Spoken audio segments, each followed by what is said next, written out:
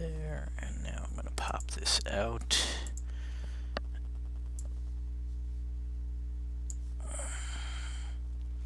Put this over here.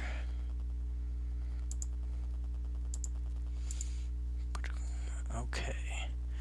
Bring up my thing.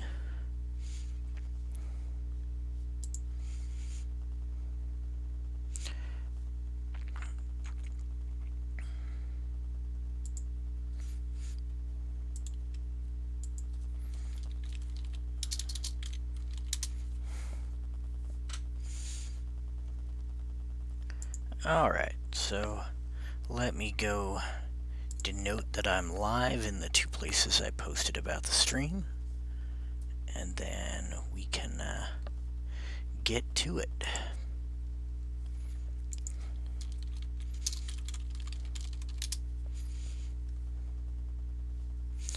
Okay, so now that I have posted about being live here, I can get to this. So we're going to do basically the same thing we did last week, except I'm using my Legends of Wrestling desktop application instead of Tabletop Simulator to sort of do the card. I want to see which one works better for streaming or recording, live matches. I don't know whether I'll stream everything that I do as far as like live, or as far as events that I'm running in my promotion or anything. But every once in a while, it's fun to just hop on and share with people, considering I don't post on the boards or anything, like the results or whatever. So you'd never know I was running cards if it wasn't for the live streams. Eventually I will probably post some results on the board, but I just kind of am running a couple of years. I want to get into the 1950s in my Fed, and right now I'm at the tail end of the 1920s, like right about to go into the 1930s. The way that I've broken it up, so like year 1 is pre-1920. Year 2 was 1920 to 1925. Year 3 is 1925 to 1929. And since the way the years work is like any wrestler that debuted in that year range debuts in my universe, so it kind of forces me to pick different rosters than I normally would, because not all the cards are just available at any time I want to use them. So I've been getting a lot of use. Like every once in a while, I'd use those vintage charts for running shows, or for running matches. But now I'm pretty much using them exclusively for running these events, because it all makes sense to run them with those vintage charts. Speaking of which, let's load those up. Let's see here. We got a load table. We're going to load the Into the Ropes table. We're going to load the vintage. Okay. We're going to load table. Load Into the Turnbuckle. We're going to load the vintage. Perfect. Load table. I need to do the Out of the Ring. We have the vintage. And load table, and then choices. And vintage. Excellent. So now that they're loaded up, they'll be the ones that the program uses. So the next thing I want to do is set up the card. So we're going to go into Book Event and give it a name. This is card 3.7. Super original, I know. Year 3, month 7. I don't actually use dates. That throws me off. So I've set it up like where I'm just using a year, month setup. Eventually, I think in the 1950s, I'll start running like multiple cards a month. So it'll be year, month, week, or something like that, or year, month, card number. Location of event. I never really paid any attention to that, so we'll just leave it blank for now. Or just put unknown. K-N-O-W-N. Unknown. Alright. So our first match is going to pit Ray Steele against Matsuda Sorakichi.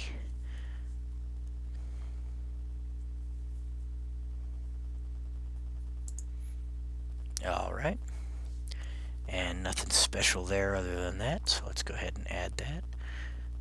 The next match is going to be the Dusek Riot Squad and the Zbyszko brothers.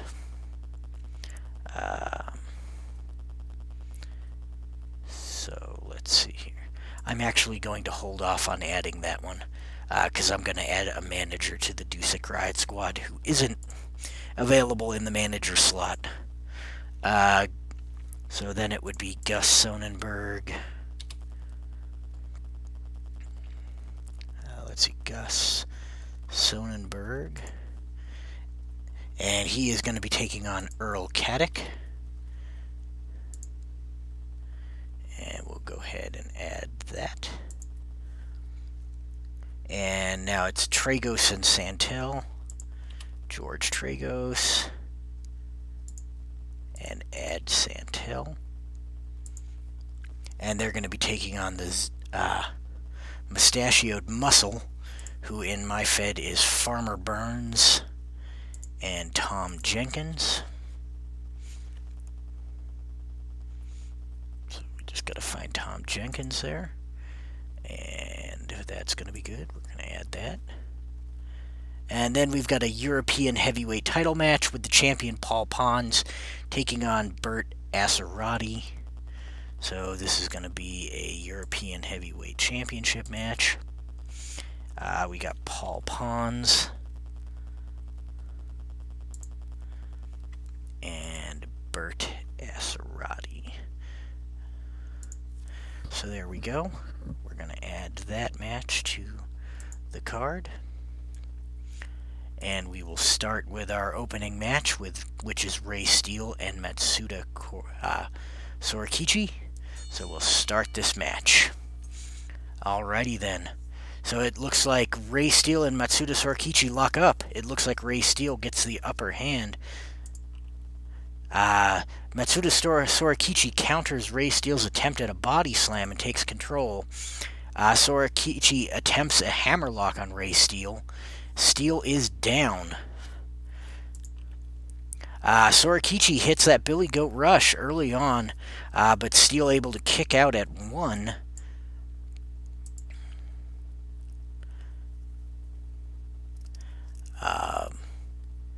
And it looks like that added 2.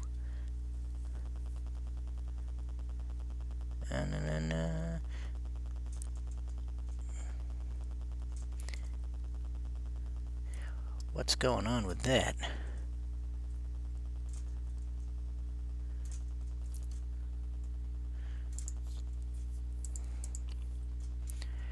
Attempt to throw Ray Steele from the ring. Opponent's ring rating is C. Yeah, of course he's going to throw Ray Steele out of the ring. So Ray Steele backs towards the ropes, and Sorakichi shoves him from the ring. Abe Coleman is clearly upset and is having a talk with Matsuda Sorakichi. Sorakichi got away with just a warning, though. And he's going to throw Steele from the ring again. In a struggle near the ropes, Ray Steele falls from the ring. In a display of good sportsmanship, Sorakichi holds the ropes open so that Ray Steele may re-enter the ring. So now we're seeing a complete turnaround from Sorakichi. All of a sudden, he's deciding to re-enter. And now he's going to throw him into the turnbuckle. Abe Coleman orders a clean break, but Ray Steele has other ideas. Sorakichi is knocked loopy by a wild haymaker thrown by Steele. Sorakichi is hurt. Steele attempts a front chancery on Matsuda Sorakichi, and Sorakichi is dazed. Steele with a top wrist lock, dazing Sorakichi. And Steele with another top wrist lock, still applying that pressure on the wrist, dazing Sorakichi, keeping him under his control. And now he's attempting a waistlock takedown, dazing him once again. And we've got a choice situation here. He could either try a duck under takedown, which is going to work on... Let's see, agility is -2, so that's going to work on 4 or less. That's not what we want.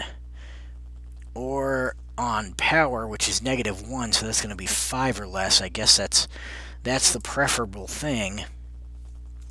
And of course, Sorakichi counters that, as there was not really a good option for Ray Steele. And Sorakichi attempts a hammerlock on Steele, and Steele is hurt. And now another Irish whip to the turnbuckle. And Coleman orders a clean break after Sorakichi backs Steele into the corner. And as Steele is stepping out of the corner, Sorakichi shoots in with an outside single leg takedown. And Sorakichi attempts a necklock roll on Ray Steele. And Steele is down and is in a pinning predicament here, and Steele rolls a 7. He is able to, or an 8, and the required roll is a 7. He is able to kick out, and Steele is now bleeding. And Sorakichi attempts a hip roll on Ray Steele, and Steele is hurt. And now Sorakichi with a palm thrust on Ray Steele, and Steele is dazed. Sorakichi attempts a waistlock body press on Ray Steele, and Steele reverses the move and takes control of the match. Let's see if Steele can get something going for himself here. Steele attempts a hip lock takedown on Matsuda Sorakichi.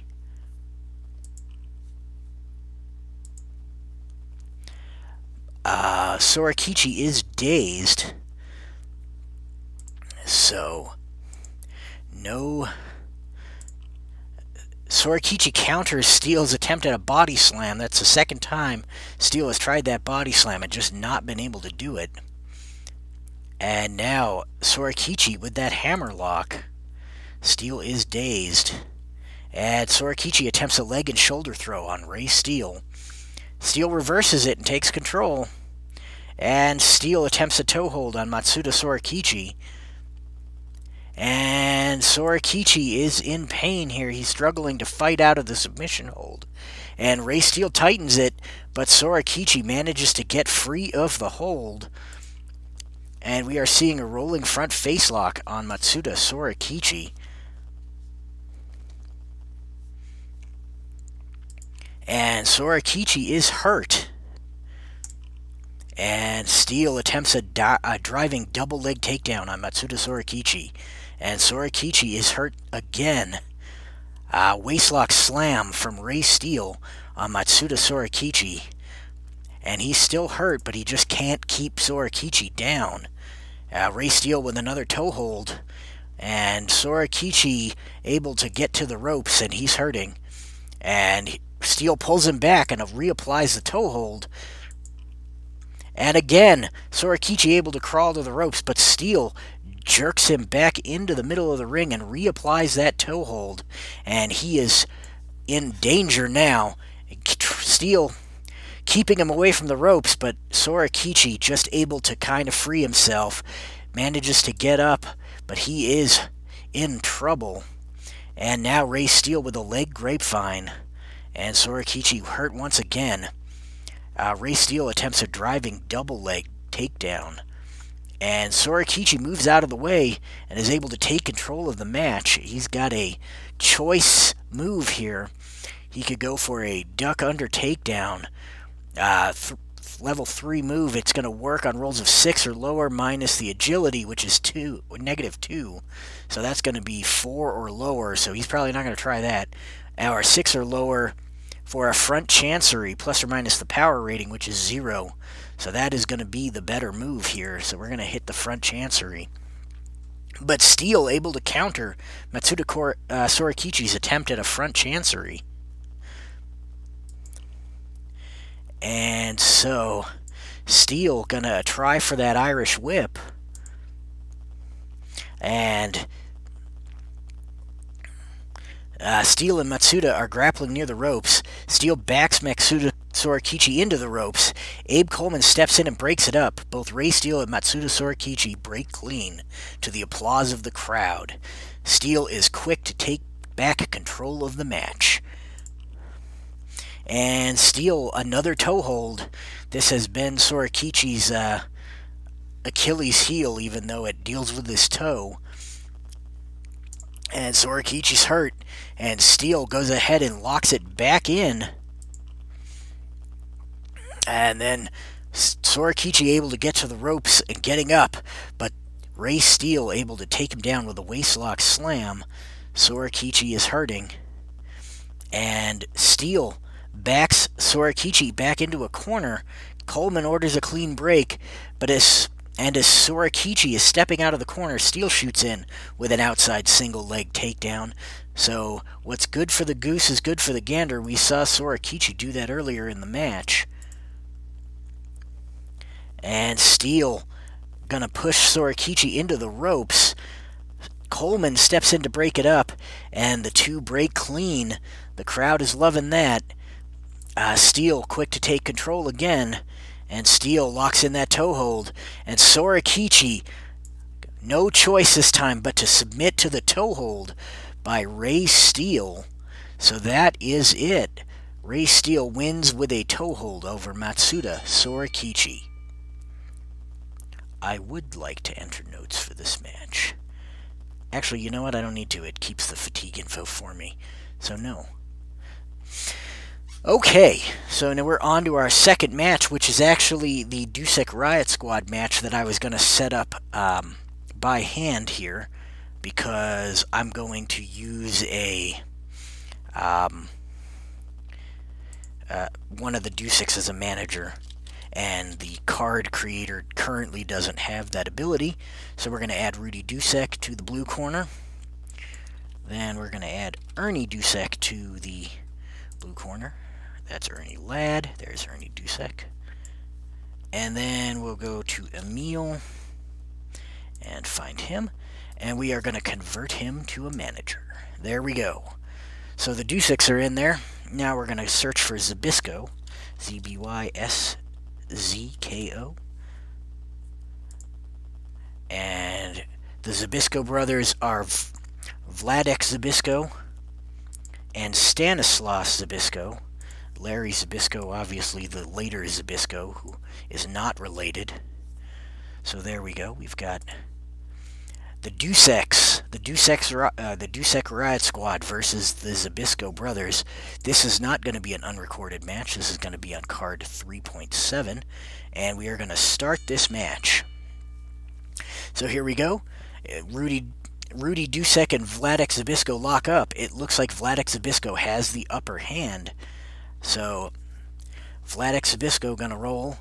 And he attempts an eye gouge on Rudy Dusek, already starting out with the heelish tactics here.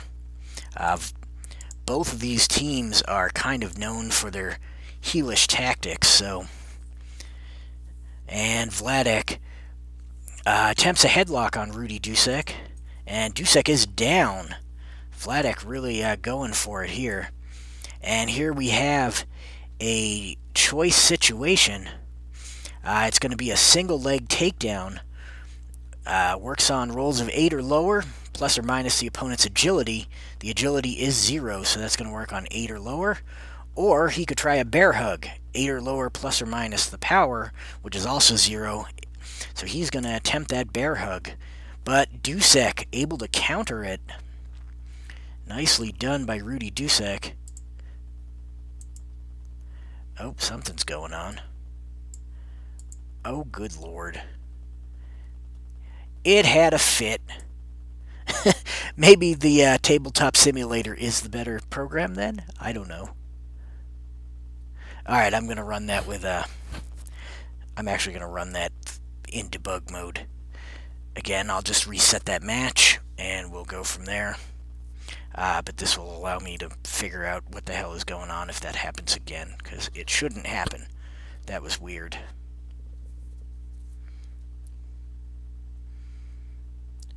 We'll start this up.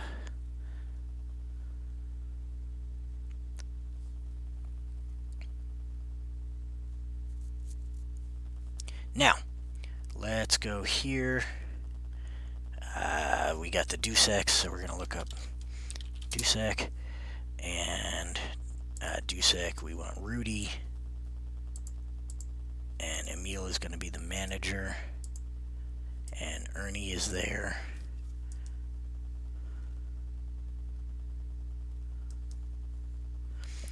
And then we're going to go Zbysko, Zbyszko, find card.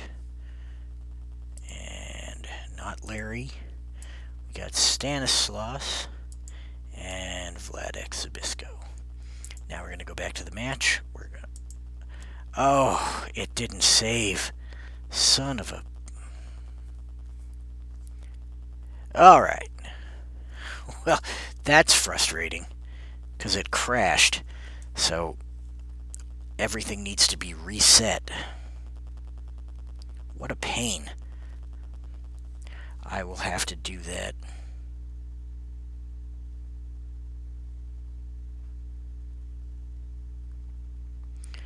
I am going to figure out what's going on real quick, and then I will be back if you are watching. I apologize for this. Give me like about 20 minutes and I'll figure it out. Okay,